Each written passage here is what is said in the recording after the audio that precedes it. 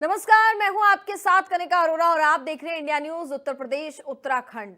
भारी तबाही के बाद कोरोना वायरस एक बार फिर से अपने पैर पसार रहा है, जिसकी चेतावनी अभी से लोगों को दी जा रही है। दरअसल कोरोना वायरस के नए वेरिएंट JN1 ओमिक्रॉन का ही एक उप संस्करण है। ये धीरे धीरे एशिया के कई हिस्सों में फैल रहा है। सिंगापुर, हांगकांग, थाईलैंड के बाद अब इसने भारत में भी दस्तक दे दी है। हालांकि भारत में अभी स्थिति गंभीर नहीं हुई है, लेकिन विशेषज्ञों और डॉक्टर्स ने सावधानी बरतने की सलाह दी है। फिलहाल भारत में इस नए वेरिएंट के प्रसार की पुष्टि नहीं हुई है। अधिकांश मामलों में हल्के लक्षण होते हैं। कमजोर प्रतिरक्षा वाले लोग, बुजुर्ग या बीमार व्यक्तियों में लक्षण ज्यादा महसूस हो सकते हैं।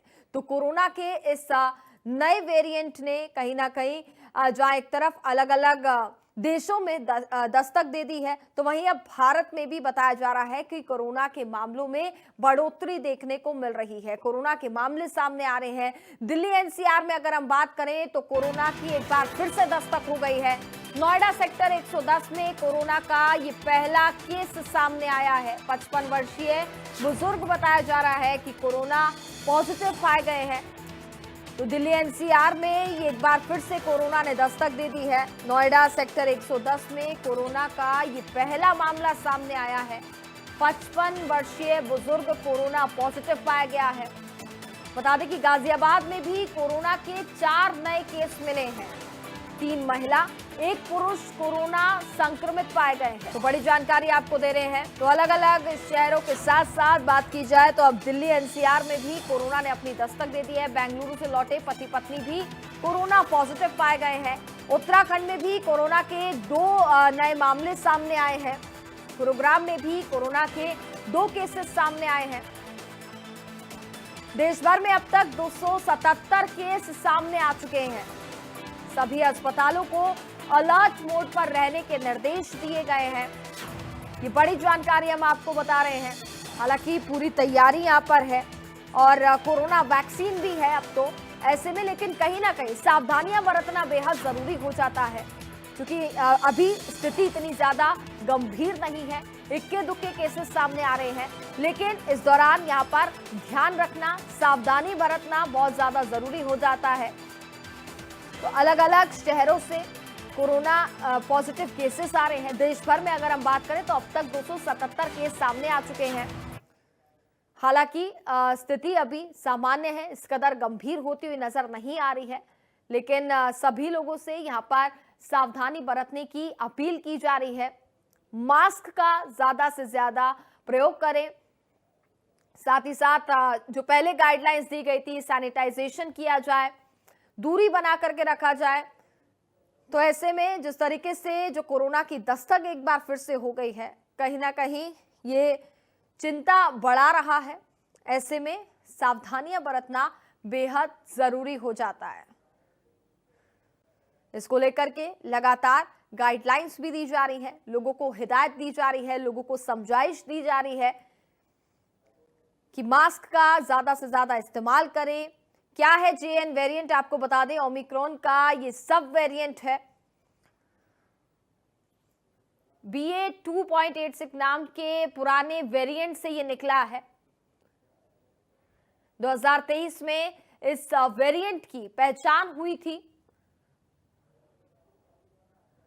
संक्रमण फैलने का ज्यादा खतरा बना हुआ है। वैक्सीन की इम्यूनिटी भेदने में ये सक्षम है। तो वेरिएंट ऑफ इंटरेस्ट के रूप में ये चिन्हित है। तो ओमिक्रॉन का ये सब वेरिएंट बताया जा रहा है। कोविड से कहां कहां तबाही है इस वक्त वो आपको बता दें। ब्रिटेन में कोरोना के सबसे ज्यादा केसेस देखे जा रहे हैं। सिंगापुर की बात करें तो सिंगापुर में भी कोरोना के अधिक केसेस देखे जा रहे हैं। थाईलैंड में भी कोरोना के कई मामले सामने आ रहे हैं।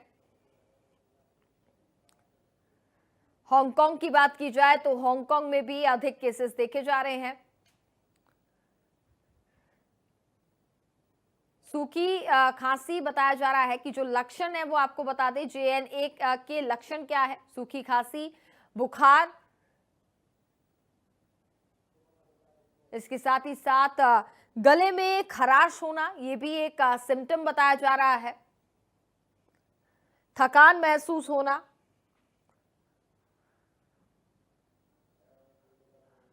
स्वाद या गंध ना आना, यहाँ पर ये भी एक लक्षण बताया जा रहा है। सिर दर्द की समस्या भी इस दौरान हो सकती है। नाक बहना या फिर बंद नाक होना, तो ये इस वेरिएंट के कुछ लक्षण हैं जो बताए जा रहे हैं। उल्टी दस्त की समस्या भी यहां पर हो सकती है। तो भारत के किन किन राज्यों में कोविड केस सामने आ रहे हैं वो भी आपको बता दें। राजधानी दिल्ली में भी केसेस सामने आए। हरियाणा की बात की जाए तो हरियाणा में भी कोरोना के मामले सामने आ रहे हैं। राजस्थान में भी कोरोना के कई केसेस पाए गए हैं। तो जिस तरीके से देश में अब कोरोना के मामले सामने आ रहे हैं, कहीं ना कहीं ये चिंता का विषय बनता हुआ दिखाई दे रहा है। हालांकि स्थिति अभी इतनी ज्यादा गंभीर नहीं है, लेकिन सावधानियां बरतनी बेहद जरूरी है। इसी पर हम बातचीत करेंगे, चर्चा करेंगे। हमारे साथ स्वास्थ्य विशेषज्ञ डॉक्टर ईश्वर गिलाडा इस वक्त जुड़ गए हैं। वरिष्ठ चिकित्सक डॉक्टर मयंक मोहन इस वक्त हमारे साथ जुड़ चुके हैं। लखनऊ से हमारे साथ जय शुक्ला और देहरादून से संवाददाता सचिन कुमार इस वक्त हमारे साथ जुड़ गए हैं। तो चलिए सबसे पहले मामले जो है वो जान लेते हैं, एक बार समझ लेते हैं। लखनऊ में अगर बात की जाए तो कोविड के अभी कितने मामले सामने आ चुके हैं? बिल्कुल, अगर हम राजधानी लखनऊ की बात करें तो यहाँ पर फिलहाल अभी तक कोविड का कोई भी ऐसा मामला निकल करके नहीं आया। हालांकि उत्तर प्रदेश में जरूर दो ऐसे जिले हैं, नोएडा और गाजियाबाद, जहां से कहीं ना कहीं इस तरह के मामले निकल करके सामने आए। हालांकि कोविड जिस तरह से देखा गया था पूरी देश दुनिया में फैला है, ऐसे में पहले से ही यहाँ पर सूबे के जो मुख्यमंत्री हैं योगी आदित्यनाथ पहले से अलर्ट मोड पर आ गए थे और उन्होंने कुछ दिन पहले ही सभी स्वास्थ्य महकमे और तमाम अधिकारियों के साथ में बैठक की थी और उनको निर्देशित किया था कि बेड से लेकर के ऑक्सीजन से लेकर के दवाइयों तक लेकर के हर चीज को लेकर के आप पहले से ही अलर्ट हो जाएं। अगर ऐसी कोई दिक्कत आती है तो पूरे महकमे को पहले से ही तैयार रहना पड़ेगा, पहले से अलर्ट मोड पर रहना पड़ेगा। तो कहीं ना कहीं उन्होंने इसको लेकर के पहले ही बैठक कर ली थी। अगर ऐसी कोई समस्या आती है तो पूरी तरह से सभी लोग मुस्तैद रहें। तो फिलहाल अभी राजधानी लखनऊ की अगर बात करें तो यहाँ पर कोविड ऐसा भी कोई मामला निकल करके नहीं आया सामने। जी डॉक्टर ईश्वर जी, मैं आपसे समझना चाहूंगी कि कोरोना का जो ये नया वेरिएंट सामने आ रहा है ये कितना ज्यादा खतरनाक साबित हो सकता है और कैसे बचा जाए? आज के हालात में कोरोना के कितने भी केस आए तो हमें चिंता का विषय नहीं है, क्योंकि ये सब जो भी सब वेरिएंट है, अभी यूएस में जो सब वेरिएंट पाया गया है उसका नाम है NB 1.8.1। ये भी चाइना से आ रहा है। वहाँ जो चाइना से लोग आए वहां पे उनको वो मिला। और दूसरा चल रहा है JN.1। ये सभी लीनिएज ऑफ BA.2.86 के है। ये सभी ओमिक्रॉन। पिछले 2.5 साल में कोई नया वेरिएंट नहीं आया, ये सब वेरिएंट है। तो आप दर्शकों को बता दें कि वेरिएंट में और सब वेरिएंट में फर्क है। कोरोना में 5 वेरिएंट आए, अल्फा, बीटा, गामा, डेल्टा और ओमिक्रॉन। और ओमिक्रॉन आने तक 4 आ गए, लेकिन ओमिक्रॉन के बाद में कुछ नहीं आया। और ओमिक्रॉन जब आया हमारे देश में सभी को ओमिक्रॉन का इन्फेक्शन कम से कम एक बार हो गया है और कई लोग वैक्सीनेटेड है, उसमें 40% लोग ट्रिपल वैक्सीनेटेड है। ऐसे हालात में हमारे पास खुद की इम्यूनिटी भी है जो नेचुरल इम्यूनिटी कहते हैं, नेचुरल इन्फेक्शन से, और दूसरी वैक्सीन की इम्यूनिटी है। और बाद में क्या होता है कि इम्यूनिटी चली गई ऐसा लगता है। इम्यूनिटी भी ओवर्ट और कोवर्ट होती है, जो दिखती है वो इम्यूनिटी है और जो नहीं दिखती है वो भी इम्यूनिटी है। जो हमारे मेमोरी सेल होते हैं उसके अंदर इम्यूनिटी बैठी होती है, और जब कोई अटैक होता है हमारे ऊपर तो मेमोरी सेल ट्रिगर हो जाते हैं और इम्यूनिटी काम में आती है। इस वजह से हमें ओमिक्रॉन के कितने भी सब वेरिएंट आएंगे ज्यादा कुछ नहीं करेंगे। थोड़ा सा बुखार, सर्दी, कमर दर्द, थोड़ा सांस में रुकावट थोड़ा सा हो सकता है। हमें चिंता का विषय किन लोगों के लिए, जो बुजुर्ग है, जो कोमॉर्बिडिटी वाले हैं, जिनको डायबिटीज है, जिनको रीनल प्रॉब्लम है, जिनको कैंसर, जो कीमोथेरेपी पे, ऐसे मरीजों को ज्यादा तकलीफ हो सकती है। और वैसे मरीजों को कोविड नहीं कोई भी चीज की तकलीफ ज्यादा हो सकती है। तो हमें सिर्फ कोविड की वजह से तकलीफ है और उनकी वजह से कोई मर रहा है ये समझने की जरूरत नहीं है। बात यह है कि हमारे पास फ्लू के 2 नमूने, ए और B, influenza A and B, और रेस्पिरेटरी सिंसिटिव वायरस RSV और कोविड, ये तीनों इन्फेक्शन ऊपर नीचे चलते रहते हैं। कभी फ्लू ज्यादा है, कभी RSV ज्यादा है, कभी कोविड ज्यादा है। और कोविड यूजुअली साल में 1-2 बार ऐसा अपना कहर दिखा देता है। तो हमें क्या करना है, फिलहाल हमारा जो जीनोम सीक्वेंसिंग है वो कंटिन्यू करें और देखें कि कोई नया वेरिएंट आ रहा है क्या। और दूसरी हमारी अंदरूनी तैयारी पूरी रहे। इसमें अभी बहुत लोगों को डरा कर धमका कर या विरोध लगाओ मास्क लगाओ करना नहीं है। वैक्सीन है ही नहीं। कई बार एक बार सरकार की तरफ से आया कि लोगों को वैक्सीनेट कर दे। वैक्सीन है ही नहीं तो कहाँ से वैक्सीनेट करेंगे। 2021 के बाद में कोई नया वैक्सीन बनाया नहीं है। तो अगर हमारी वैक्सीन की क्षमता बढ़ाने के लिए कोशिश कर सकते हैं वो कीजिए। और बेड रिजर्व करने की जरूरत नहीं है। आप खाली मैपिंग कर ले कि हमें जरूरत पड़ी तो हम बेड कहाँ से निकाल सकते हैं। क्योंकि कई बार क्या होता है, ऐसा जब न्यूज आती है, खबर आती है, अखबारों में आता है और सरकार के अस्पताल होते हैं 50 बेड रिजर्व कर दिए, तो दूसरी तरफ जो बीमार मरीज है उसको बेड नहीं मिलेगा और कोविड के 50 बेड आप खाली रखेंगे। ये कोई अच्छा प्लानिंग नहीं है। आप खाली प्लान कर लो कि आपके पास 200 बेड है, 200 में से 10 बेड कहाँ से निकाल सकते हैं जरूरत पड़ी तो दैट इज कॉल्ड प्रिपेयर्डनेस। वो प्रिपेयर्डनेस होना चाहिए। बिल्कुल। डॉक्टर मयंक, आपसे भी मैं समझना चाहूंगी, कोरोना का जो ये वेरिएंट सामने आ रहा है, कहीं ना कहीं जो केसेस है अब वो आने सामने यहाँ पर देखने को मिल रहे हैं। चूंकि और देशों में तो किस कदर तबाही देखी जा रही है, हालांकि भारत में अभी 277 ऐसे मामले सामने आए हैं, लेकिन ये मामले बढ़े ना, स्थिति ज्यादा गंभीर ना हो, इस पर ध्यान देना बहुत जरूरी हो जाता है। नमस्कार। ये जी ओमिक्रॉन जो है इसका JN1 जो वेरिएंट आया है ये थोड़ा सा सिमिलर जीनोम का है। जो जी पहले कोविड का वैक्सीनेशन हुआ था और हम लोग को सब लोग जो इस पे हम लोग काम कर चुके हैं। और इसका जो सब वेरिएंट LF7 और हम्म NB1.8 जो आया है ये बहुत माइल्ड नेचर के होते हैं। इनमें लाइफ थ्रेटनिंग नहीं होता है कभी भी, है ना। अब क्या है कि हमारी जो पुराने, जैसे डॉक्टर साहब ने बताया कि पुराना वैक्सीनेशन हम लोग कर चुके हैं, ट्रिपल वैक्सीनेट हम लोग हो चुके हैं। तो हम लोग की बॉडी में, हमारी बॉडी की इम्यूनिटी इतनी स्ट्रांग है, सिमिलर काइंड का न्यूक्लिक मटेरियल है, तो जैसे ही वो रिकॉग्नाइज करता है हमारा बॉडी, तो हमारी बॉडी को इस लेवल तक बीमार नहीं करता है कि वो आगे जाके हम लोग को लाइफ थ्रेटनिंग हो। जो जी अदर कंट्रीज में ऐसा, जो जहां पर ऐसे लाइफ थ्रेटनिंग मामले दिखाई दे रहे हैं, वहां पर इम्यूनिटी की काफी कमी होने की वजह से हो रहा है। हमारे पास एक्चुअली हम लोगों ने हर्ड इम्यूनिटी भी काफी एक्वायर्ड कर लिया था। काढ़ा है, बहुत सारा आयुष का काढ़ा है, नेचुरली हम लोग चीजों को यूज कर रहे थे। इसकी वजह से हम लोग का वेरिएंट जो इतना ज्यादा हार्मफुल नहीं है हमारे यहाँ। अभी जो नया नया जी जो है सीजनल जो आ रहा है, इसमें हमें बेसिकली ध्यान ये देना है कि जो भी वेरिएंट हमारे हमारे रिकॉग्नाइज हो रहे हैं, जैसे हमें गले में खराश है, फीवर है, बॉडी एक हो रहा है और सांस लेने में दिक्कत हो रही है, तो हमें जो भी हमें कराना है, जो भी जांच करानी है, वो डॉक्टर के पास जाके उसकी जीनोम सीक्वेंसिंग करानी चाहिए। जी ऐसे पकड़ में आना बहुत मुश्किल होगा, क्योंकि एक दो लोग अगर हम लोग ऐसे करते रहेंगे और घर में घरेलू इलाज कर लेंगे तो हमें पकड़ना मुश्किल होगा। क्यों, इसी पिछले बार भी यही नेग्लिजेंस हुई थी कि हम लोगों ने घर ही में इलाज करना शुरू कर दिया था जुकाम समझकर, और ये एकदम से भयानक हो गया। जब हम प्रॉपर सीक्वेंसिंग करते रहेंगे, जीन सीक्वेंसिंग करने से क्या हुआ कि हमें एक जगह पे पता चलता रहेगा कि किस तरीके का वेरिएंट है ये, और किस फैमिली को बिलोंग करता है, किस स्पेसीज का है, और इसका न्यूक्लियर मटेरियल कैसा है। ये सारी डेटा कलेक्शन का टाइम है। हमें बहुत ज्यादा लोगों को डराना नहीं है कि लोग डर जाएं और हमारे डर की वजह से वो हर चीज की, हर सर्दी जुकाम की जांच कराने जी के लिए पहुंच जाएं कि कोविड है, कोविड है। इस तरीके से डराना नहीं है। सब लोगों को जो पुराने इंस्ट्रक्शन है उन्हीं को फॉलो करना है। हैंड वॉश करना है, मास्क लगाना है, सोशल डिस्टेंसिंग रखनी है, थोड़ा बहुत बचाव जरूरी है। और साथ में जो भी ऐसे नॉर्मल बुखार, सर्दी जुकाम बुखार है, उसका इलाज करा ले। और अगर आपको लगता है कि मुझे ज्यादा दिन हो गए हैं, मैं नहीं ठीक हो पा रहा हूँ, तो आप डॉक्टर के पास जाइए। डॉक्टर बेसिकली अगर सोचेगा कि ये कोविड वैक्सीन कोविड का हो सकता है, तो वो जांच कराएगा, और जांच कराने के बाद जीनोम सीक्वेंसिंग के लिए भेजेंगे। आफ्टर सम टाइम, महीने 2 महीने में हमारे पास इस तरीके के एक डेटा कलेक्शन होगा, जिसके आधार पर हम कह सकते हैं खतरनाक है या नहीं है। अभी आज के जी परिदृश्य में हम जो देख रहे हैं, अभी आज के परिदृश्य में ये इतना खतरनाक नहीं है। बिल्कुल। लौटूंगी आपके पास। सचिन भी लगातार हमारे साथ देहरादून से बने हुए हैं। सचिन, उत्तराखंड की अगर बात करें तो उत्तराखंड में क्या स्थिति इस वक्त देखी जा रही है कोरोना केसेस को लेकर के?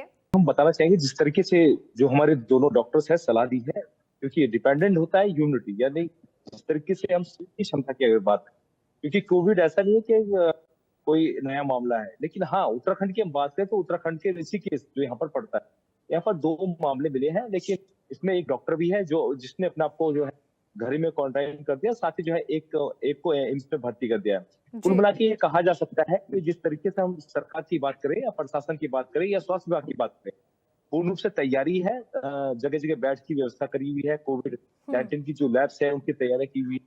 तो कुल मिला के ये कह सकते हैं कि घबराने की कोई जरूरत नहीं है। साथ ही जिस तरीके से अगर ज्यादा बुखार की शिकायत होती है या जुकाम की शिकायत होती है, तो आप डॉक्टर के पास जाएं, डॉक्टर की सलाह लें, जिस प्रकार से हमारे दोनों डॉक्टर ने सलाह दी है। जी क्योंकि डिपेंडेंट जो होता है, ये शरीर की जो इम्यूनिटी पावर्स होता है, क्योंकि आपने देखा होगा कि मैं उदाहरण के तौर पे आपको बताना चाहूंगा, हम 2019 की बात करते हैं, जी क्योंकि हम लोग स्वयं जो है, जहां पर कोविड के जो पेशेंट होते थे या मरीज होते थे, वो हम कवर करने के लिए जाते थे। देखिए, भगवान की रहमत बोले या आशीर्वाद बोले, आज तक हम लोगों को कुछ नहीं हुआ। तो कुल मिला के कहा जा सकता है, एक सोच पे भी डिपेंड होता है, लेकिन हाँ, प्रिकॉशंस बरतनी जरूरी है, जिस तरीके से डॉक्टर की सलाह दी जा रही है।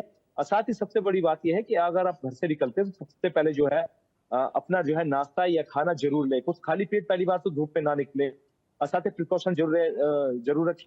और साथ ही जिस तरीके से जो है मास्क का उपयोग करें, सोशल डिस्टेंसिंग की जहां तक बात है, उसका जी उपयोग करना जरूरी है। तो डॉक्टर की सलाह के अनुसार चल रहे हैं, जिस तरीके से हमारे जो दोनों डॉक्टर है सही तरीके से उन्होंने जानकारी दी है। घबराने की कोई भी जरूरत नहीं है। ऐसा कोई नया मामला नहीं है कि बिल्कुल कोविड आ गया है देश में। तो हाँ, जहां तक आंकड़े हैं, सरकार जो है सतर्क, और जो प्रशासन है या भारत सरकार की बात करी जाए या हमारे राज्य सरकार की बात करें, तो सरकार की पूर्ण रूप से तैयारी। बिल्कुल डॉक्टर ईश्वर जी, आपसे समझना चाहूंगी, जिस तरीके से हालांकि वैक्सीनेशन देश भर में किया गया, विदेशों में भी हमने वैक्सीन पहुंचाए, लेकिन जो मामले सामने आ रहे हैं, डबल डोज भी यहाँ पर ली गई थी वैक्सीन की, तो कोरोना वैक्सीन लगवाने के बाद भी ऐसे मामले सामने आ रहे हैं कि कई लोग जिन्होंने वैक्सीन लगवा रखी है वो एक बार फिर से संक्रमित होते हुए नजर आ रहे हैं। देखिए, वैक्सीन का जो यूज होता है वो सिर्फ आपको इन्फेक्शन रोकने के लिए नहीं होता है। कुछ लोगों में इन्फेक्शन नहीं होगा, कुछ जी लोगों में इन्फेक्शन होगा, माइल्ड होगा। और सबसे बहुत महत्वपूर्ण क्या होता है कि आपका हॉस्पिटलाइजेशन बचे और आपके मौतें। तो वैक्सीन का यूज 4 जगह अलग अलग जगह है। जी तो कई बार ऐसा होता है कि हाँ या नहीं में जवाब दो, वैक्सीन के बाद में कोविड हुआ कि नहीं हुआ, हुआ, लेकिन कोविड माइल्ड हुआ, आपको ऑक्सीजन की जरूरत नहीं पड़ी, आईसीयू की जरूरत नहीं पड़ी, वेंटिलेटर की जरूरत नहीं पड़ी, आप मरे नहीं, आप जिंदा है। ये इंपॉर्टेंट है। और महत्वपूर्ण चीज ये है कि वैक्सीन कौन सा है। हमारे पास जो वैक्सीन यूज हुआ इंडिया में, भारत देश में, हुआ कोविशील्ड। 91% लोगों ने कोविशील्ड लिया, 8-9% लोगों ने कोवैक्सीन लिया। जी हमारा वैक्सीन चाइना का वैक्सीन से कई गुना अच्छा है, जी फाइजर के हमारे वैक्सीन से कई गुना अच्छा है। और इसी वजह से आज जो प्रॉब्लम हो रहा है वो चाइना के सटे हुए जो कंट्री है, जहां चाइनीज वैक्सीन यूज हुआ सिनोवैक, वो सिनोवैक को परमिशन क्यों मिली, इसके लिए पूरा मेडिकल कम्युनिटी साशंक है। क्योंकि वर्ल्ड हेल्थ ऑर्गेनाइजेशन ने 51% इफिकेसी पे उसको परमिशन दिया था, जब पैमाना होता है 50%। और जब कभी 51% होता है, हम शक करते हैं कि ये कहीं मैनिपुलेटेड 51% है। तो ऐसे हालात में डब्ल्यूएचओ ने, जो चाइना की साइड पहले से लिए हुए है, आज तक उन्होंने, डब्ल्यूएचओ ने ये नहीं बताया कि ये कोविड आया कैसे, ये कोई मैन मेड है क्या, लैब में से आया। ये अभी तक डब्ल्यूएचओ की 4 कम्युनिटी हो गई है, ये सिर्फ चाइना को प्रोटेक्ट करने के लिए छिपा के रखा है। तो ऐसे हालात में उन्होंने जो वैक्सीन लिया है सिनोवैक चाइना का, वहां पे प्रॉब्लम होगा, क्योंकि वैक्सीन अच्छा नहीं है। हमने जो वैक्सीन लिया अच्छा है, हमने वैक्सीनेशन का प्रमाण बढ़ाया है, हमने तीसरा डोज लिया है, और हमें कई लोगों को ओमिक्रॉन इन्फेक्शन हो गया है। आपको याद होगा, 2.5 साल पहले मैंने बताया था, Omicron is a variant of support for India, not variant of concern. जब ओमिक्रॉन आया तब हमारी इकोनॉमी खुल गई, हमारे स्कूल कॉलेज खुल गए, हमारे बिजनेसेस खुल गए, क्योंकि माइल्ड इन्फेक्शन आया, चला गया, कोई बीमार हुआ नहीं। तो हम एक्चुअली बचपन में हम याद करते हैं कि हमारी दादी कहा करती थी, अगर किसी को मीजल्स हो गया तो वो क्या करते थे, एक बच्चे को कई बच्चों के साथ रखते थे, ताकि सब बच्चों को माइल्ड मीजल होके जाए, जब बड़े होंगे तो मीजल नहीं हो। तो उसी ढंग से ओमिक्रॉन ने काम किया, सबको इन्फेक्ट कर दिया, अपनी इम्यूनिटी बन गई। अब आपको कोई ओमिक्रॉन कुछ नहीं कर सकता है। अब कोई नया वेरिएंट आएगा तो हम ढूंढते रहेंगे, अभी तक तो नया वेरिएंट आया नहीं। चलिए ठीक है डॉक्टर मयंक, आपसे समझना चाहूंगी, जिस तरीके से हालांकि अभी मामले सामने आ रहे हैं, जैसा कि आपने भी जानकारी दी, स्थिति कोई इतनी ज्यादा गंभीर नहीं है, इसको कंट्रोल किया जा सकता है। अगर कोरोना के इस नए वेरिएंट की हम बात कर रहे हैं, तो क्या ये भी बुजुर्गों में और बच्चों में ज्यादा संक्रमित करेगा? बहुत ही अच्छा प्रश्न आपने किया है। ध्यान देने वाली बात यह है कि जैसे वैक्सीनेशन करना, एक स्वस्थ व्यक्ति को हम क्या करते हैं, थोड़ा सा बीमार करते हैं, उसके बाद उसकी इम्यूनिटी बढ़ जाती है। जी हमारी बॉडी उसके अगेंस्ट डिफेंस सेल्स तैयार करती है, जो हमें एक्चुअल इन्फेक्शन होने के टाइम पे बचाती है। अब होता क्या है कि जैसे आपने पूछा, बच्चों की इम्यूनिटी नॉर्मल व्यक्ति के कंपेयर में कम होती है, बूढ़ों की कम होती है।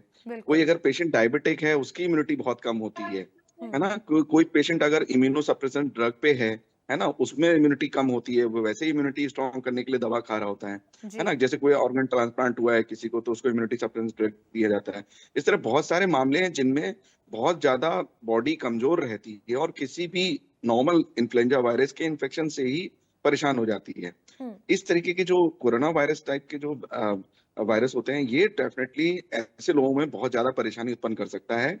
तो बच्चों को और बुजुर्गों को, डायबिटिक पेशेंट को, इम्यूनोसप्रेसेंट जो ड्रग ले रहे हैं, इन लोगों को विशेष सावधानी बरतने की जरूरत है, जिससे क्या हो कि इनकी इनकी जो सफरिंग है, जो इनकी प्रॉब्लम चल रही है, जी। उसमें और बढ़ोतरी ना हो जाए।